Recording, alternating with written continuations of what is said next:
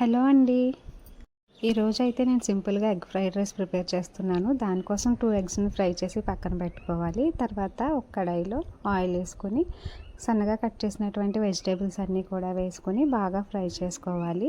ఇవి ఈ విధంగా ఫ్రై అయిన తర్వాత దీనిలోకి ధనియాల పొడి, గరం మసాలా, కారం, పసుపు, సాల్ట్ ఇవన్నీ కూడా వేసి బాగా కలపాలి. ఈ మసాలాలన్నీ ఫ్రై అయిన తర్వాత కొద్దిగా సోయా సాస్ కూడా యాడ్ చేసుకొని బాగా మిక్స్ చేసుకోవాలి. తర్వాత దీనిలోకి ముందుగా వండుకొని పక్కన పెట్టి చల్లార్చినటువంటి రైస్ని కూడా వేసుకొని ఈ మసాలాలు మొత్తం రైస్కి పట్టేటట్టు బాగా కలుపుకోవాలి.